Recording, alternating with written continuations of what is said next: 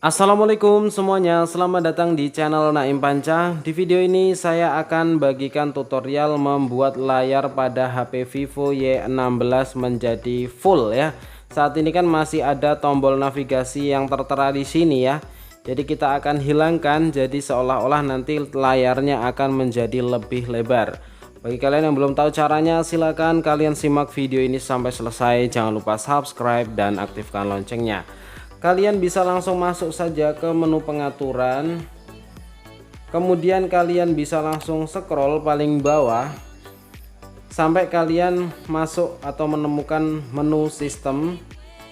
Kemudian kalian bisa langsung pilih navigasi sistem, kemudian kalian bisa langsung pilih navigasi gestur.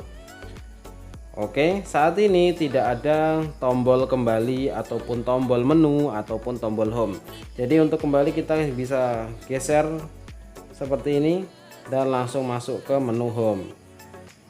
Jadi seumpama kalian membuka suatu aplikasi, contoh detik, ingin kembali ya tinggal digeser saja seperti ini. Mudah bukan? Demikianlah tutorialnya, semoga bermanfaat. Sampai jumpa kembali di video selanjutnya dan saya akhiri. Wassalamualaikum warahmatullahi wabarakatuh.